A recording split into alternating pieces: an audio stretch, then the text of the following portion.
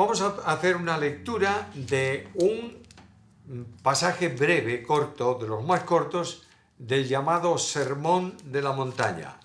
Lo hacemos en Mateo capítulo 5, versículos 31 y 32, en donde el Señor dice a los que estaban escuchándole: también fue dicho, cualquiera que repudie a su mujer, dele carta de divorcio. Pero yo os digo que el que repudia a su mujer, a no ser por causa de fornicación, hace que ella adultere, y el que se casa con la repudiada comete adulterio.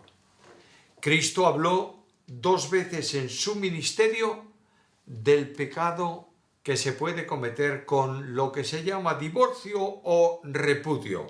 Uno aquí y otro en el capítulo 19 de este mismo evangelio. Sé que es un tema complejo, este tema del divorcio, y tenemos que tener muy claro que este problema que afecta enormemente a la sociedad de hoy está siendo sancionado como ilegal, ilícito, por parte de Dios y conforme al pensamiento de Dios. Hay 3 cosas en estos 2 versículos. Primeramente, el problema. Y el problema está en la afirmación: cualquiera que repudie a su mujer. En segundo lugar está la enseñanza de Cristo. Vosotros oísteis esto, pero yo quiero deciros que esto trae una consecuencia. Y finalmente está nuestra responsabilidad. Primeramente, el problema. Miremos la afirmación. También fue dicho: cualquiera que repudie a su mujer, dele carta de divorcio. Es necesario recordar lo que hemos considerado también en cuanto al adulterio. El matrimonio, en el concepto de Dios, es una unidad como pacto sagrado indisoluble. El propósito de Dios, Génesis capítulo 2, versículo 24, es que el hombre se una a su mujer definitivamente y los dos sean una sola carne. Ahora venimos a los tiempos de Jesús. Y en los tiempos de Jesús hay 2 grupos de religiosos, inclusive dentro de los fariseos. Unos pertenecían a una escuela liberal, la escuela de Hillel, que permitía repudiar a la mujer, divorciarse de la mujer, separarse de la mujer por cualquier causa. Tanto es así que si la mujer quemaba la comida, cuando tú llegabas a casa te encontrabas con una comida quemada, por la razón que fuese, podías divorciarte de la mujer. Luego está la escuela de Shammai, que es una escuela conservadora y que dice: no, solo puede haber repudio, divorcio de la esposa por causa de infidelidad. El planteamiento de las 2 escuelas convergía y separaba a los judíos en 2 grupos. Y Cristo dice: yo no pertenezco ni a una escuela ni a otra escuela. Quiero deciros qué es lo que la Biblia dice acerca del repudio. Lo primero que Cristo hace es una referencia a la regulación legal de este hecho.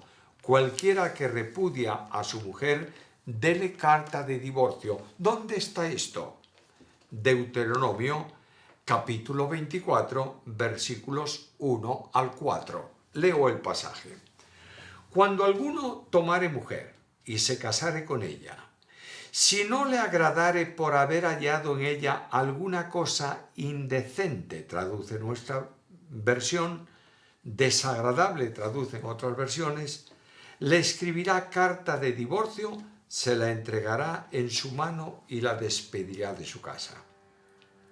Y salida de su casa, podrá ir y casarse con otro hombre. Pero si la aborreciere este último y le diere carta de divorcio y se la entregara en su mano y la despidiere de su casa, o si hubiera muerto el postrer hombre que la tomó por mujer, no podrá su primer marido que la despidió volverla a tomar para que sea su mujer después que fue envilecida, porque es abominación delante de Jehová, y no has de pervertir la tierra que Jehová tu Dios te da. Esta concesión de Moisés da la impresión a algunos de que era una novedad que se produjo ahí con algunas mujeres y algunos hombres, y que Moisés reguló en la ley porque no había regulación directa para este caso de parte de Dios. Dios no podía regular en su ley algo que contradijera su propósito original.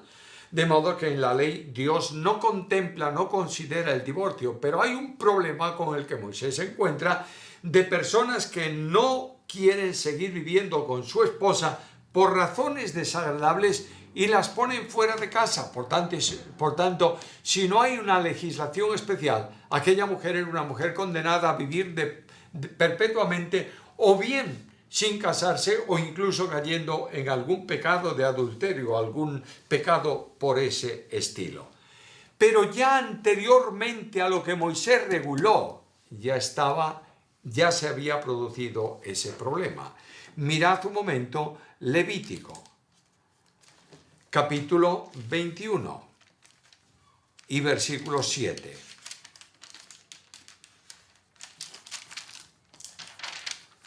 Levítico, capítulo 21 y versículo 7. Dice así: con mujer ramera o infame no se casará, habla de los sacerdotes, ni con mujer repudiada de su marido, porque el sacerdote es santo a su Dios. Por tanto, no es a causa, como algunos dicen, de que como Israel iba a entrar en Canaán y no podían entrar con ellos las mujeres que no pertenecían al pueblo de Israel, les daban la carta de divorcio para separarse de esas mujeres y entrar en la tierra. No era así, porque este asunto tiene que ser regulado a causa de que los sacerdotes no se podían casar con una mujer repudiada. Eran las repudiadas solamente las que eran libres de la ley del marido. Ahora, el problema que conlleva el hecho de la carta de repudio tiene que ver con aquello que no le agradare. Si se casa y hay algo que no le agrada y hace imposible la convivencia, de una carta de divorcio y póngala fuera de casa para que pueda casarse con otro. La pregunta es, ¿qué es esto de que no le agradare?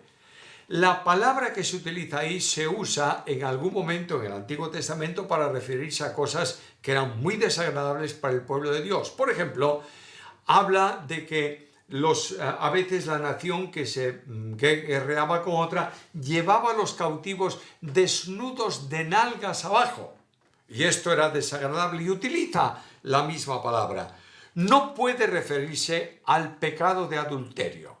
Es decir, no puede decir la legislación de Moisés que si alguien se da cuenta de que la mujer ha adulterado, dele carta de divorcio, porque el pecado de adulterio traía como consecuencia la muerte del adúltero y de la adúltera. La palabra se establece también en relación con cosas inmundas o con cosas repulsivas. Ese texto que mencioné hace un momento, ese ejemplo que mencioné hace un momento, está en Isaías capítulo 20 y versículo 4. La idea es algo de que por su propia condición es repulsiva e impide la convivencia. Algunos vinculan, como dije antes, a las mujeres egipcias. Otros, los católicos especialmente, vinculan esto a la ley o a la relación con matrimonios en parentesco próximo que hacen imposible ese matrimonio. Bueno, pudiera ser, pero lo que sí sabemos es que tiene que converger, coincidir, estar en ese matrimonio una situación específica que haga imposible la convivencia y que para resolver el problema se le da carta de divorcio a la mujer y la mujer puede, saliendo de la casa de su marido, casarse con otro. Quiero hacer una advertencia. Cuando Cristo habla de esto, dice, al principio no fue así. Esto se produce por la dureza de vuestro corazón. Recordad, por favor, que el pecado ha distorsionado al hombre en sí. que el pecado no ha alterado algunas pocas cosas, ha alterado al hombre. Y que el hombre, a consecuencia del pecado, es preso de la esclavitud de ese pecado y no puede operar ninguna cosa de forma correcta en cuanto a la santidad que Dios demanda, porque necesita la asistencia divina para eso. No puede precisarse, al menos yo no puedo precisar con claridad qué es lo que Moisés quiso decir, pero es evidente que no tiene que ver con un divorcio como el que entendemos hoy, en donde al marido deja de gustarle su mujer, hay un conflicto matrimonial, no importa lo que, y le dice, bueno, hasta aquí hemos llegado, vamos al juzgado, nos divorciamos y cada uno haga su vida. ¿Sabes por qué no puede ser eso? Porque yo leo en Malaquías, el profeta dice en el nombre del Señor, Jehová, Dios de Israel, ha dicho que Él aborrece el repudio. Por eso no hay legislación de parte de Dios en la ley. Es verdad que Moisés, no teniendo legislación de esto de parte de Dios y teniendo necesidad de resolver un problema, como líder toma una determinación y Dios acepta eso que Moisés ha determinado por causa del corazón endurecido de su pueblo. Ahora, ¿cuál es la enseñanza de Jesús? Vosotros leísteis que fue dicho que el que repudia a su mujer le dé una carta de divorcio. Pero el Señor excluye esto para los hijos del reino. Cualquier causa de divorcio que no sea como consecuencia de lo que aquí el Señor dice, por causa de fornicación, es un pecado que se comete contra el matrimonio, contra Dios, y que trae como consecuencia que el matrimonio del cónyuge posterior a ese hecho sea una comisión de adulterio y considerado como tal. El error de los judíos es que algunos decían al Señor, Moisés mandó dar carta de divorcio, y Cristo le dice, estáis equivocados. Moisés no mandó, Moisés permitió por circunstancias especiales. ¿Qué quería decir Jesús con esto de a no ser por causa de fornicación? Bueno, hay muchas ideas. La palabra griega fornicación, porneia, es mucho más extensa que la simple relación entre solteros. Alcanza a niveles de adulterio espiritual. Por eso cuando Dios habla de que su pueblo le abandona a él como marido y se une a los ídolos, habla de que son fornicarios y habla de tu fornicación. La relación entre personas del mismo sexo están también comprendidas dentro de esta palabra. Ahora, las dos palabras que hay griegas es precisamente en el Nuevo Testamento adulterio y fornicación.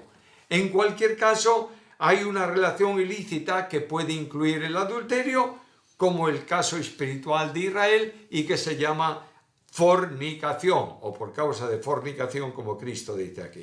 Pero mirad, Jesús no había venido para abrogar la ley. Es decir, como Dios ha establecido un matrimonio, pero yo quiero superar eso que Dios ha establecido porque voy a abrir una nueva dimensión espiritual para un pueblo, podemos quebrantar la ley. De manera ninguna. Cristo dijo, yo no he venido a abrogar, he venido a cumplir. Y Jesús, si no había venido a abrogar, no puede significar adulterio esta licencia, esta eximente para dar una carta de divorcio. ¿Por qué?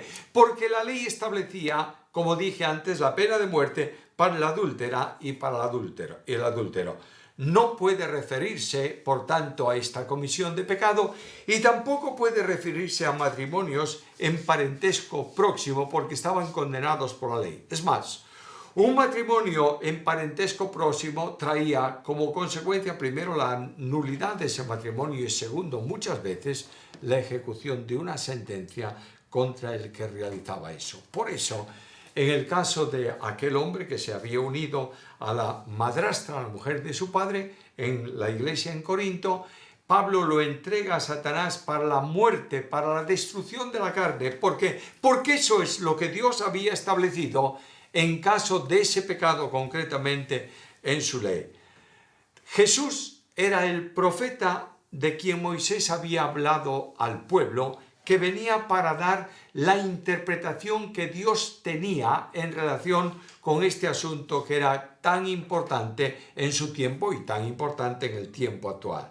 Moisés consistió y Cristo dice: yo os digo que hay un problema en aquel que da una carta de divorcio a su esposa, a no ser por causa de fornicación.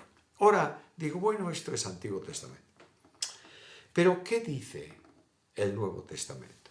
El mandato divino de indisolubilidad del matrimonio es una verdad de fe que los apóstoles establecen. Llamo vuestra atención a Epístola a los Romanos, capítulo 7 y versículos 10 al 12.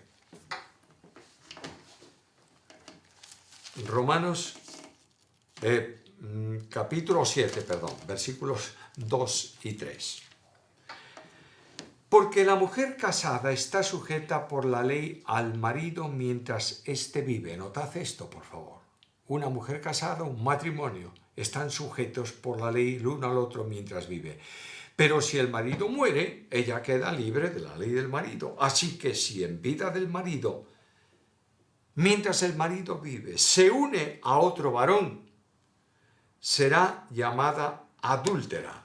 Pero si su marido muere, es libre de esa ley, de tal manera que si se uniere a otro marido, no será adúltera. Notad que Pablo está hablando a creyentes, por supuesto, y está diciendo que la rotura de una relación matrimonial entre creyentes y el matrimonio de cualquiera de ellos con otro conduce a la comisión de un pecado de adulterio. Es verdad que un adúltero no es adúltero indefinidamente. Hay perdón, hay restauración, hay recuperación, etcétera, etcétera. Pero en principio, lo que está afirmando el Nuevo Testamento es que no hay posibilidad delante de Dios de un divorcio entre creyentes. No está contemplado, considerado delante de Dios. Ahora, alguien puede decirme, ¿y qué pasa con la incompatibilidad de vida? Bueno, vamos a la carta a los Corintios, capítulo 7, versículos 10 al 12. Carta primera a los Corintios, capítulo 7, versículos 10 al 12. Pero a los que están unidos en matrimonio, es decir, creyentes, está escribiendo la Iglesia, a los creyentes unidos en matrimonio mando yo, mando no yo, sino el Señor, que la mujer no se separe del marido, y si se separa, quédese sin casar o reconcíliese con su marido, y el marido no abandone a la mujer. Notad esto. Un matrimonio cristiano, por circunstancias especiales y específicamente por falta de amor y de comunión y de poder del Espíritu, puede ser que su vida se haga incompatible. Que las discusiones sean continuadas, que el ejemplo delante del mundo sea un problema, que la relación con sus hijos sea una dificultad. Pero Pablo no autoriza el divorcio, autoriza la separación. ¿Para qué? Para resolver el problema, un problema de incompatibilidad. ¿Pero qué dice Pablo? Pero quédese sin casar. ¿Notáis esto? En el Nuevo Testamento no hay autorización de divorcio para creyentes. El divorcio es ignorado en el Nuevo Testamento para creyentes. Y alguien me va a decir, bueno, entonces, ¿qué tienen que hacer? Quedarse separados, porque son incompatibles, pero no se casen. Y es que necesito tener una relación personal con una mujer o una relación personal con un hombre. Entonces reconcíliate con tu marido. Aquí está el problema que nosotros no queremos entender. En el Nuevo Testamento Dios ha resuelto el problema del corazón del hombre, que por su disposición permitía o traía como consecuencia situaciones para las cuales Moisés en la ley y Cristo en el Nuevo Testamento permitía la carta de divorcio, pero no así para el creyente, porque el creyente ha sido transformado, cambiado, regenerado. Y una de las cosas que la vida cristiana trae es que es capaz de amar ¿a quién? A su prójimo. Sí, ¿y a quién más? A sus enemigos. Por tanto, el amor de Dios derramado por el Espíritu hace posible la convivencia dentro del hogar, y en el Nuevo Testamento no se habla de divorcio para los creyentes. Ahora alguien me va a decir, bueno, es que es un creyente casado con un incrédulo. Vamos a la Biblia. Capítulo 7, y resulta que el incrédulo dice, no, yo no quiero seguir viviendo contigo, me voy a divorciar. Capítulo 7 de Primera Carta a los Corintios, versículos 15 y 16. Pero si el incrédulo se separa, sepárese. Pues no está el hermano o la hermana sujeta a servidumbre en semejante caso, sino que a paz nos llamó Dios. Porque ¿qué sabes tú, oh mujer, si quizás harás salvo a tu marido? ¿O qué sabes tú, oh marido, si quizás harás salvo a tu mujer? Es decir, no vivas en la angustia de retener al incrédulo que te está produciendo problemas y dificultades. Déjalo que se vaya. Pero la iniciativa nunca es del creyente, siempre es del incrédulo. El creyente, si el incrédulo persiste, quiere, desea, continúa queriendo vivir con él, con ella, no se separe, viva con ese marido. Pero si se separa, el creyente ya no está sujeto a servidumbre en semejante caso. Porque ese que se separa de esa mujer se va a casar con otra. Y en ese caso se ha roto el vínculo matrimonial por una razón. Porque Dios establece un vínculo matrimonial de un hombre y una mujer. No de un hombre y dos mujeres, sino de un hombre y de una sola mujer. Ahora, alguien dice, es que esto de fornicación significa adulterio. Ya dije antes que Cristo no podía decir adulterio por una razón, porque el adulterio en la ley traía como consecuencia la pena de muerte. Capítulo 6 de la carta primera a los Corintios, versículo 6. Primera carta a los Corintios, capítulo 6 y versículo 6.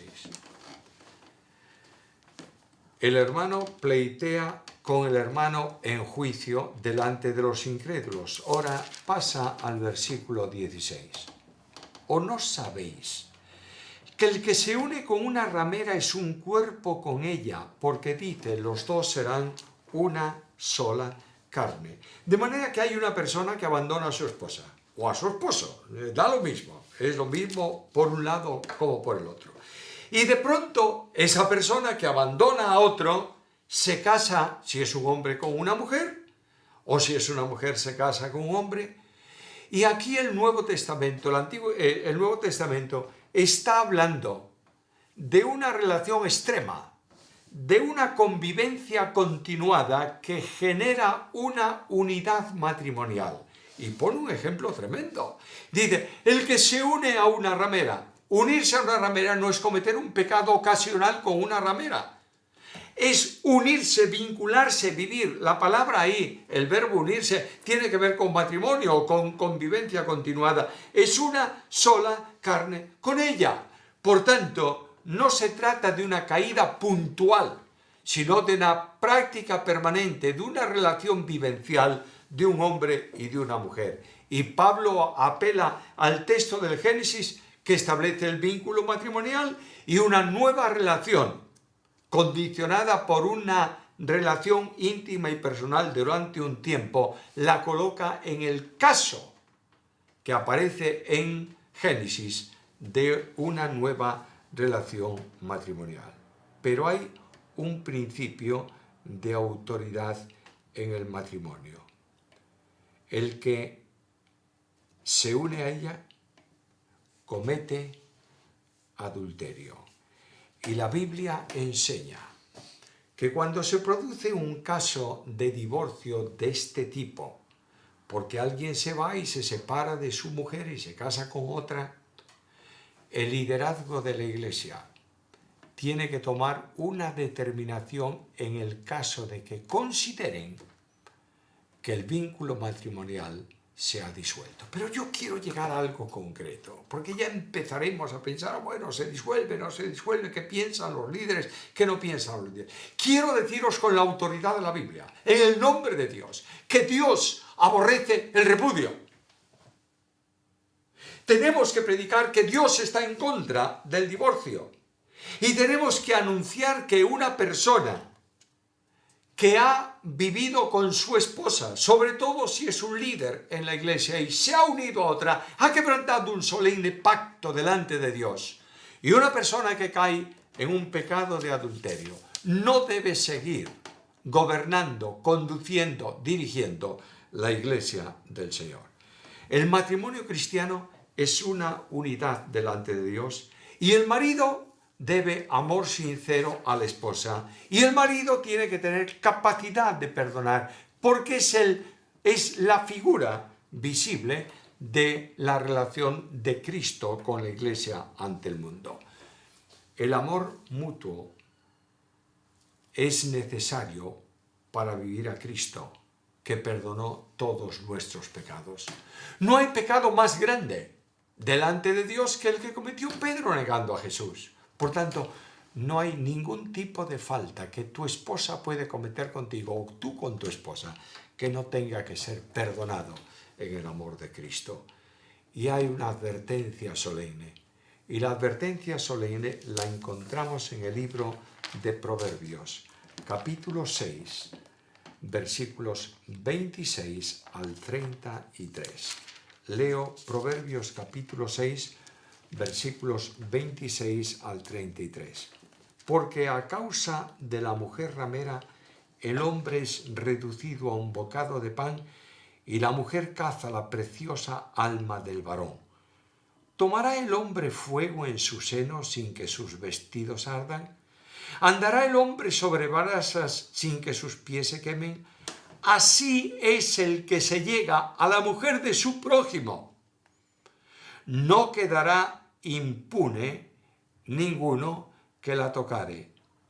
No tiene en poco el ladrón si hurta para saciar su apetito cuando tiene hambre, pero si es sorprendido paga 7 veces, entregará todo el haber de su casa, mas el que comete adulterio es falto de entendimiento, corrompe su alma el que tal hace, heridas y vergüenza hallará. Escucha, y su afrenta nunca será borrada. El adulterio es un pecado propio de aquellos que viven una vida desafiando a Dios. Leo Eclesiastés capítulo 7 versículo 26. He hallado más amarga que la muerte a la mujer cuyo corazón es lazos y redes y sus manos ligaduras. El que agrada a Dios escapará de ella, mas el pecador quedará en ella preso. Proverbios 22, 14. Y he hallado que es profunda la boca de la mujer extraña, aquel contra el cual Jehová estuviere airado, caerá en ella. Pablo habla de una advertencia final. Maridos, amad a vuestras mujeres así como Cristo amó a la iglesia. Y dice a la mujer que ame, que respete, que se subordine a su marido, así como la iglesia está sujeta a Cristo. Mis queridos amigos y hermanos, en un mundo donde el divorcio es un problema social de primera magnitud, donde hay muchísimos hijos que no tienen padres y no son huérfanos porque sus padres viven, en donde los niños no entienden la razón porque su papá y su mamá no pueden seguir viviendo juntos y uno tiene que vivir un tiempo con ella y otro tiempo con el padre. Problemas que generan verdaderos conflictos mentales a los niños y problemas que generan una sociedad sin orientación, sin razón de ser, sin valores morales, en una ética corrupta. Dios nos llama a ti y a mí a considerar el versículo. Dios aborrece el repudio. Que Dios nos asista para vivir una vida consecuente con su voluntad, para gloria de su nombre, honrándolo a Él y honrándolo a Él, honrando a la esposa y al marido en el seno del matrimonio. Que Dios nos ayude en todo esto.